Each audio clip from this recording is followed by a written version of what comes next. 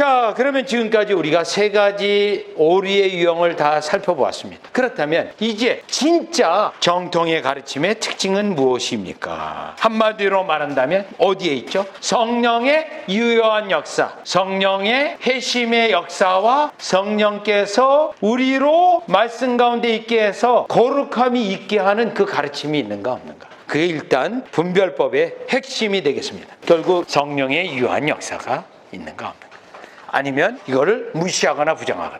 그러니까 교조주의라든가 신칼빈주의라든가 하이퍼칼빈주의라든가 이런 거는 개혁주의 안에 있다고 하지만 오류입니다. 오류. 왜? 이게 없거든요. 웨스민스터 신앙고백서에서는 이거에 대해 분명히 10장하고 18장까지가 사실은 1장부터 이거 말하고 있어요. 성령의 유효한 부르심과 성화에.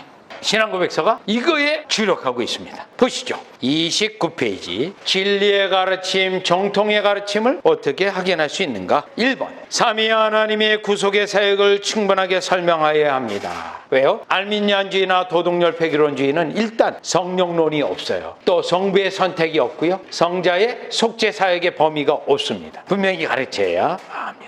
특히 성부, 성자, 성령의 사역을 분명하게 가르쳐야 합니다.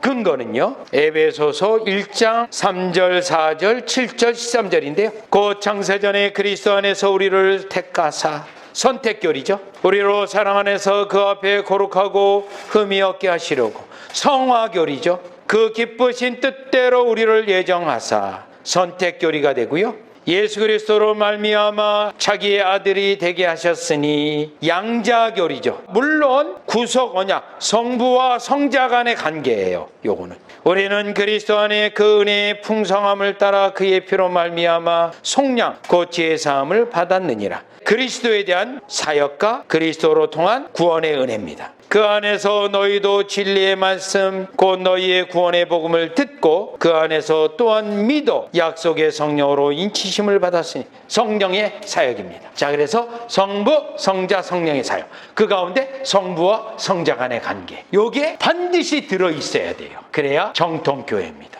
정통의 가르침입니다. 목사님의 기도 가운데 성부, 성자, 성령님의 사역이 언급되고 있는가? 사도신경에 이미 언급되고 있잖아요. 그래서 여러분 마지막 축도할 때도 예수 그리스도로 시작해서 성부, 성령으로 끝나잖아요. 어떤 성경 구절은 성령으로부터 시작해요. 골로새서 1장에 한번 들어가 볼까요? 마태복음 28장 19절이에요. 그러므로 너희는 가서 모든 족속으로 제자를 삼아 아버지와 아들과 성령의 이름으로 세례를 주고. 삼위 하나님. 그러면 아버지, 아들, 성령의 이름으로 세례를 준다는 건 뭐예요? 아버지, 아들, 성령의 사역으로 구원이 이르렀다는 것을 말하는 거예요. 다시요, 로마서 1장 1절 가봅니다. 예수 그리스도의 종 바울은 사도의 부르심을 받아 하나님의 복음을 위하여 택정함을 입었나니 이 복음은 하나님이 선지자로 말씀하여 그의 아들에 관하여 성경에 미리 약속하신 것으로. 아들에 대한 것, 그리고 그 아들과 아버지. 7절로 넘어갑니다. 로마에서 하나님의 사랑하심을 입고 성도로 부름을 입은 모든 자에게 하나님이 우리 아버지와 주 예수 그리스도로 쫓아 은혜와 평강이 있기를 원하노라. 그래서 항상 사도 바울은 아버지와 아들을 언급해요. 서신서 처음 시작할 때마다. 유다서도 그렇고요,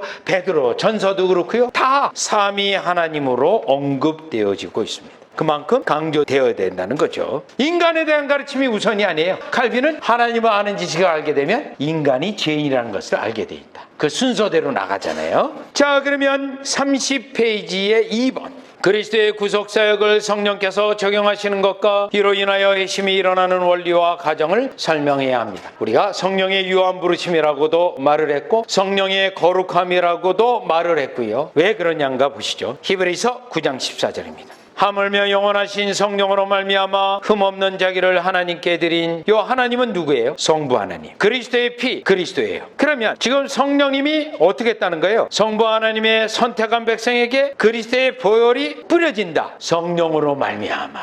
그래서 삼위 하나님의 구속사역을 언급하고 있는데 특별히 이 구절은요, 히브리서 성령으로 그리스도의 보혈이 뿌려지는 것. 성령이 역사를 하기 때문에 2000년 전의 피가 지금 현재 오늘날 유효한 거예요. 성령께서 하시기 때문에. 그리스도의 이 피 영원한 제사예요. 성령께서 계속해서 유효하게 해서 구원 백성이 일어나게 하는 거죠. 결국 이 성령의 사역이 반드시 있어야 구원의 은혜가 있다. 이거죠. 이거를 설명하는 교회. 왜요? 사도들이 이걸 설명하고 있으니까. 히브리서 9장 14절 계속 그리스도의 피가 너희 양심을 죽은 행실에서 깨끗하게 하고, 요 깨끗하게 한다는 걸 거듭남이라고 말해요. 그리스도의 보혈의 은혜를 양심에 뿌려줘요. 그거 왜 양심에 뿌려지죠? 성령의 역사로 그 양심이 죄로 인한 고통 가운데 있기 때문에. 성령에 뿌려주시는 거의 전제는 이미 성령께서 율법을 가지고 죄를 깨닫게 하고 책망하심으로 양심의 고통 가운데 있어요. 그러면서 죄 용서를 바라는 거예요. 성령께서 주권적으로 뿌려주심으로 이 양심의 고통이 사그라들고 아바 아버지라 부르짖으면서 구원받은 확신이 일어나게 돼 있어요. 오늘 로마서 8장 15절 종의 영에서 양자의 영으로 넘어가는 거예요.